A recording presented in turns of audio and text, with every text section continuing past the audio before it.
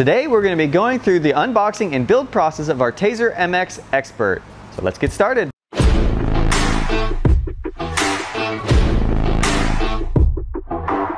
Alright, so as you can see over here we have our quick start guide. It's taped on top. Inside this we'll find our charger.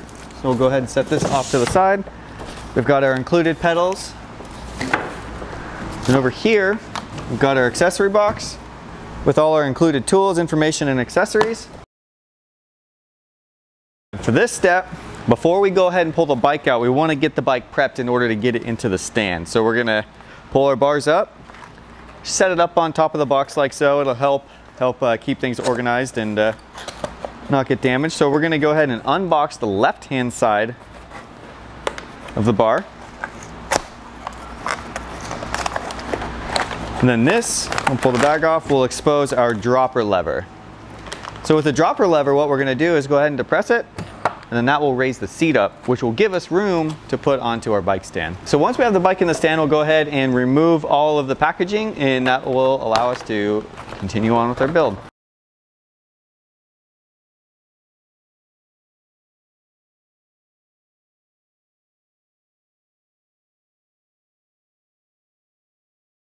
We're going to go ahead and install our rear derailleur. So all rear derailleurs will come with a little zip tie through the main pivot bolt. This is just an effort to make sure that this does not get lost in transit. So we'll go ahead and use our cutters, clip that off, get that out of the way. And from there, we're going to take our 5mm Allen. We're going to insert our Allen into the main pivot bolt where we just removed that zip tie. Line that up.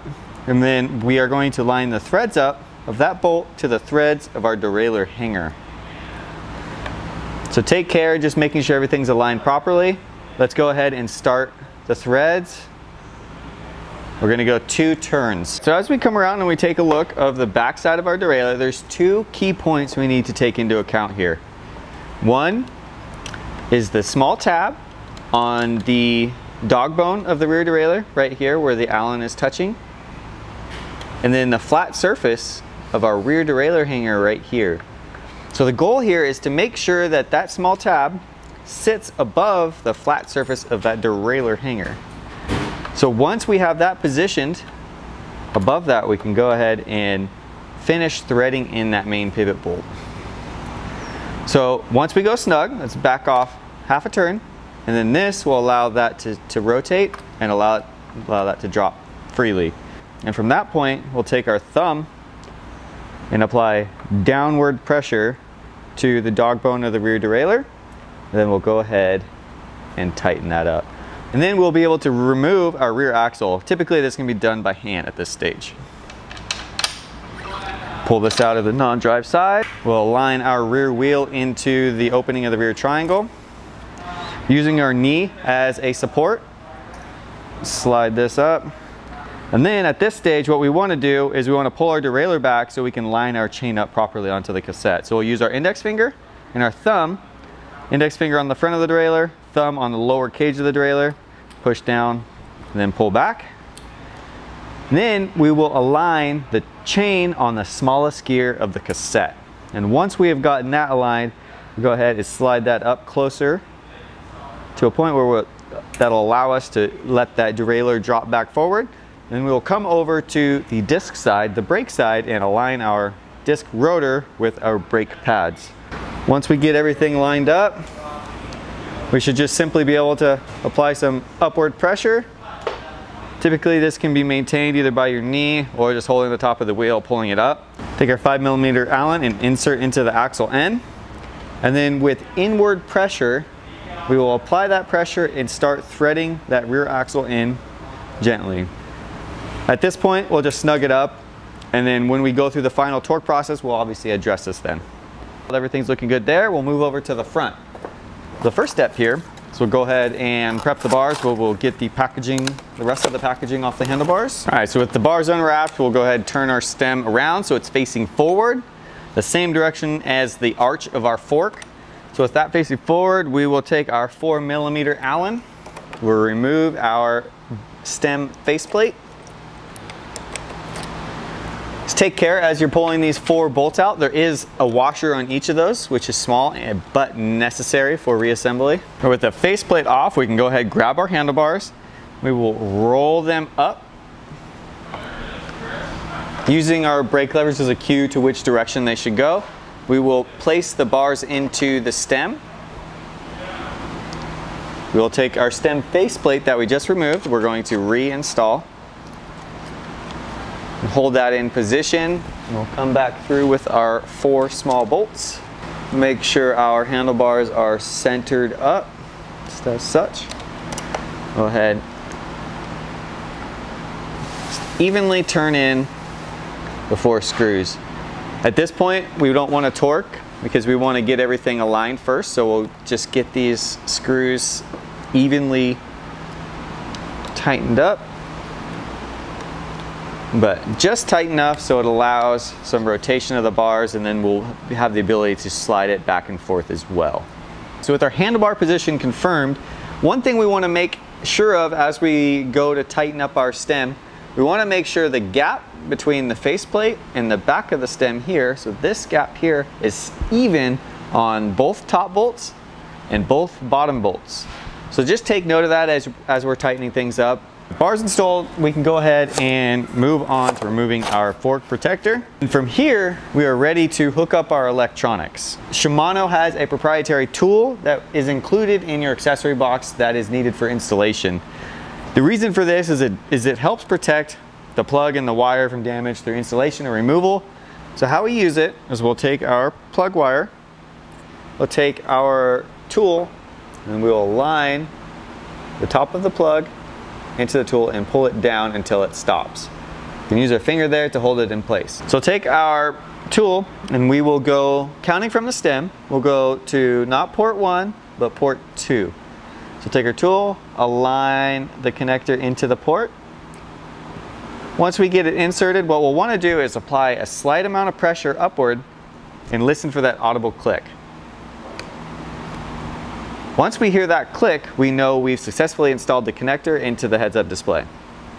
Alright, so next is we're going to want to hook up our mode selector. So we're going to pull the cable coming from the other side of the handlebar. Going to use the same tool, hook up that plug into the tool in the same way. And then starting from the stem, the switch is going to go into port 1. We're going to do our front wheel installation. So when the bikes are shipped, we have these disc guards installed, and these disc guards can sometimes get a hold of our hub end caps. So just make sure when you pull the disc guard off that the hub end cap is still attached to the hub and not your protector. Go ahead and toss that off to the side. We'll move over to the installation. So starting, we're going to remove our pad spacers, either with a rubber band or zip tie. Pull that out of the way. Remove our front axle. Again, should be able to do this at this stage by hand. Slide this out the drive side of the bike. Then we will move to line the front wheel up using your knee as kind of a guide. We want to line up our rotor with our caliper. Once you have it aligned, you should be able to just slide that wheel up right into the dropouts of the fork. Now with maintaining some upward pressure of that wheel, the hub will locate on the dropouts of the fork. That will ensure that the hub is properly lined up with the fork and will allow for easy axle installation. So we just want to apply some inward pressure to make sure it's all the way through both sides of the fork and the wheel. We're going to come through with our 6mm Allen, going to engage that axle. And just like the rear, we want to apply a slight amount of inward pressure and begin to thread that axle in. The next step of this process is we're going to go through and torque all the bolts of the components that we have installed in this process. So with that, we're going to cruise on over to our accessory box. And then up here at the front, we have our torque wrench. So this torque wrench includes pretty much all the bits needed for this bike plus some. So to get started, we'll grab our torque wrench. We're going to grab a 4, a 5, and a 6mm Allen bit, and this will give us enough to address all the components that we need to here. So first order of business is we're going to address our derailleur bolt.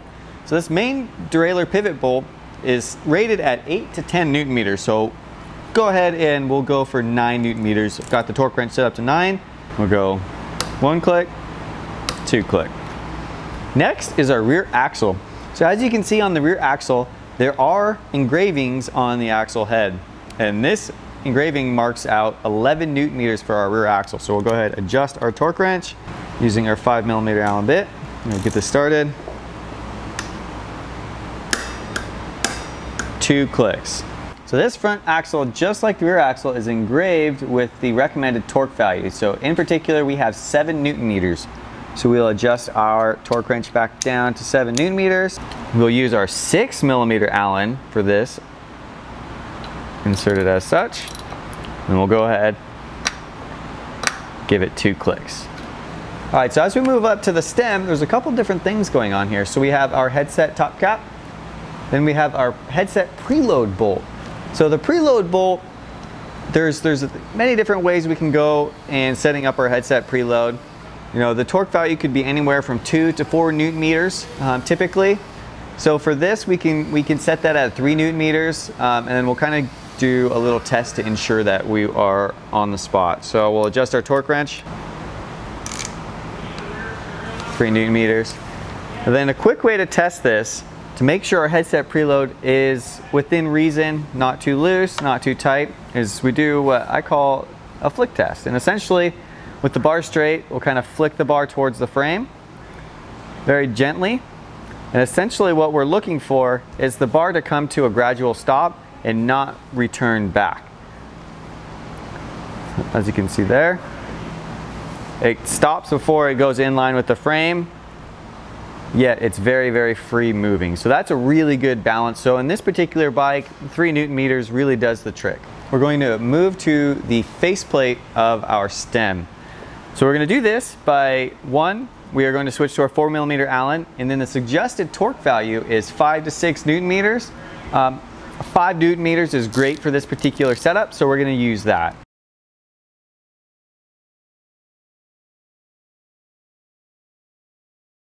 All right, so that cross pattern, we've successfully tightened the stem. We'll go ahead and get our bike out of the stand.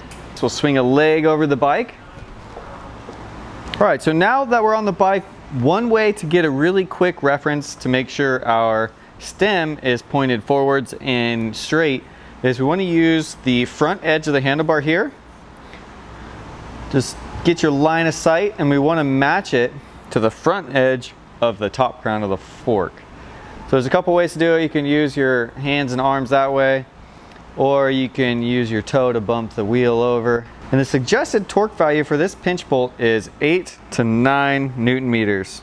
Then much like the faceplate, we won't torque one bolt all the way. So let's get one snug. And we'll move to the other side. Again, not fully torquing when we get snug. We'll come back over. We'll go for our torque. Cross back over. And that does that. Okay, so with the bike back in the stand, we've got all the hardware and all the components that we installed torqued, ready to go. So the last step before we move to battery installation, we want to go through and make sure everything's adjusted properly. We're going to go ahead, just give the rear wheel a spin, and we're going to click through our gears. Again, making sure everything moves nice and smooth. The shifting is clean.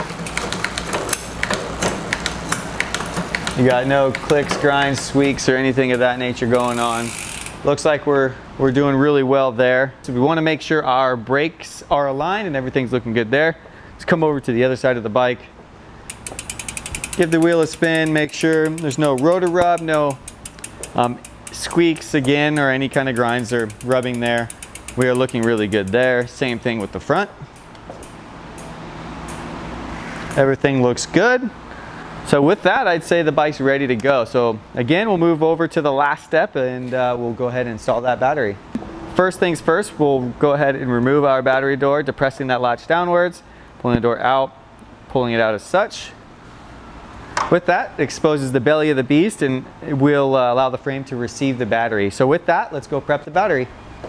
All right, so as we open the packaging, a couple of things to take note here is the battery is a hazmat. products. So we have, you know, hazmat cert, cargo only. So a little more information on that. The bike batteries cannot fly via passenger plane, but they can fly via cargo. So with that, this packaging is proprietary to hazmat. So definitely keep this. So if you travel in the future or you transport in any way, it's always good to hang on to that packaging because it is hazmat certified. One thing to take note is the batteries are shipped in sleep mode. So we'll need to hook up the charger to the battery in order to wake it up. So if you go to put your battery in and your bike doesn't fire up, don't worry, it's in sleep mode. We just have to hook it up to the charger to get it going. We're going to go ahead and install our battery strap. So this will be located in your accessory box. And in order to install this, the easiest way to do this to make sure it's oriented properly is let's get the battery positioned in the way it is in the bike. So just like that, the nose pointing to the right, and then we know we'll take the big loop of our strap, slide it over the nose.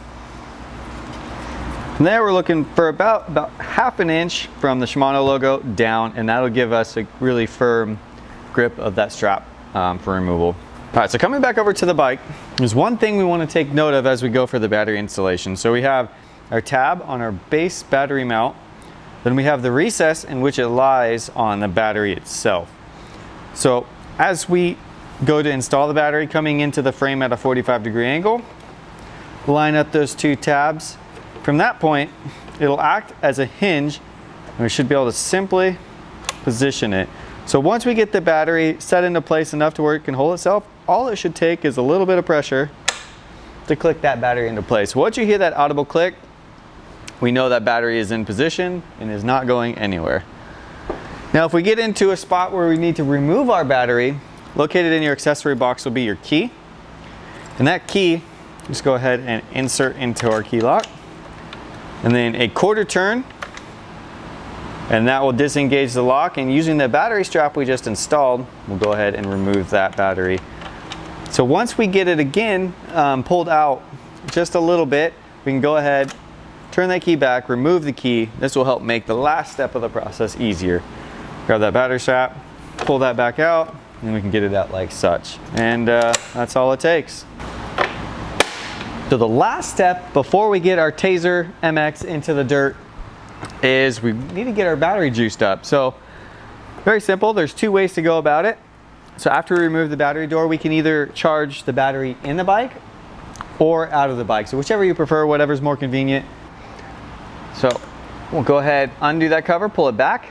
This will expose the charge port. We'll take our charger, which the cable is kind of shaped like an L, and we'll want to plug that in with the cable facing back. So it'll only go in one way, so once it's in and the light comes on, we know we're good. The last thing we need to do here is we're gonna go ahead and install our pedals. So there's a couple things to take note of as we go through the installation process, and that is our thread direction. So they are proprietary. One will go on the left-hand side, one will go on the right-hand side. And the easiest way to know which pedal is left and which pedal is right is by the groove on the spindle. So also take note that we have pre-installed some grease on the threads. This will help with ease of installation, and also it'll help prevent corrosion.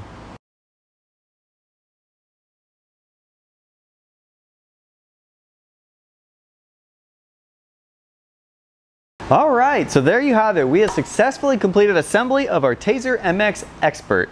If you have any questions on the assembly process or setup, please refer to our technical videos or feel free to reach out to us at any time. Thanks for choosing Intense.